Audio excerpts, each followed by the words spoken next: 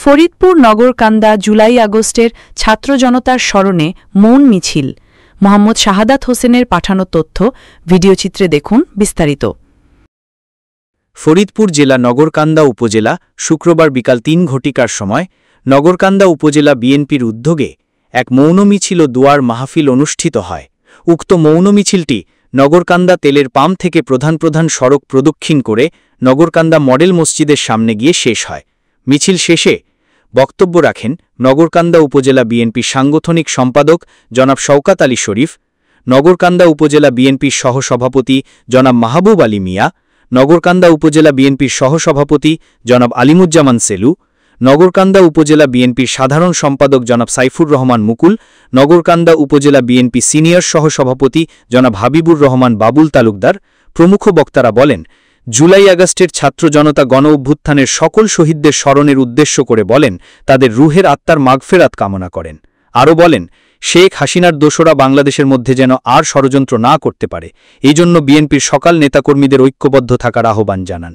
উক্ত আলোচনা শেষে দোয়া মাহফিলের মধ্য দিয়ে মৌন মিছিল সমাপ্তি ঘোষণা করেন।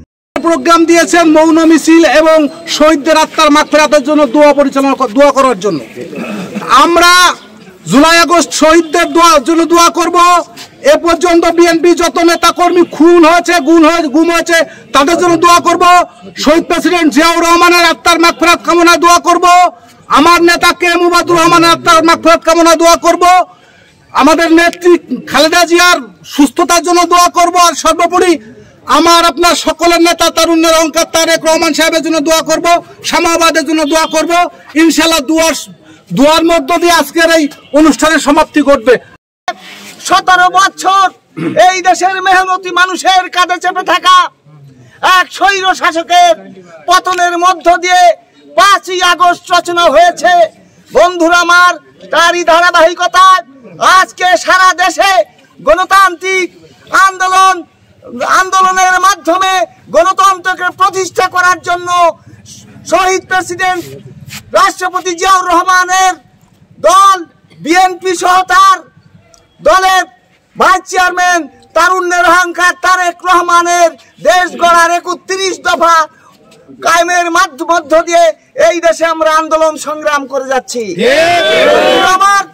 সেই 31 দফা বাস্তবায়নের লক্ষ্যে আমাদের অটুট থাকতে হবে, আমাদের ঐক্যবদ্ধ থাকতে হবে। এরই মধ্যে শেখ হাসিনার দোসররা এই দেশের নির্বাচনকে বানচাল করার জন্য বিভিন্নভাবে পায়তারা করছে। ঐক্যবদ্ধভাবে এটাকে প্রতিহত করতে হবে। এই বলে আমি আমার সংক্ষিপ্ত বক্তব্য শেষ করছি। খোদা হাফেজ। মিছিল করলাম, আমরা সবাই অবগত 2024 সালের এই জুলাই আন্দোলন যাদের নামের উপরে এবং যারা শহীদ হয়েছে, আমরা সকলের আত্মার মাগফিরাত কামনা করি।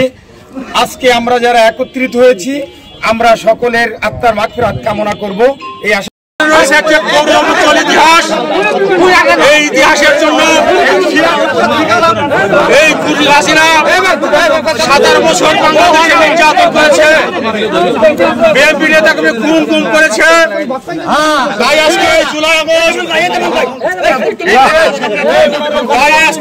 আগস্টের যারা শহীদ হয়েছে তাদের আত্মার মাগফিরাত কামনা করার জন্য আমার প্রিয় নেত্রী মরহুম জনতা কে মুবাদুর রহমানের একমাত্র উত্তরসূরি বিএনপির সাংগঠনিক সম্পাদক দেশনেত্রী বেগম খালেদা জিয়া, তারেক রহমানের বিশ্বাস্ত হাতিয়ার, নগরকান্দা সালতা কানু মানুষের নেত্রী, নগরকান্দা সালতার কান্ডারি, নগরকান্দা সালতার মানুষের অভিভাবক, আগামী দিনের ধানের শীষের প্রতীক জনাব শামাবাদের নেতৃত্বে আমরা নগরকান্দা উপজেলা বিএনপি, পৌর বিএনপির সকল অঙ্গ সহ নেতৃবৃন্দ, সকল ইউনিয়ন নেতৃবৃন্দ আমরা আজকে এই শহীদদের আত্মার মাগফিরাত কামনা করার জন্য মৌন মিছিল শেষে এই দোয়া মাহফিল আমরা অনুষ্ঠিত হবে।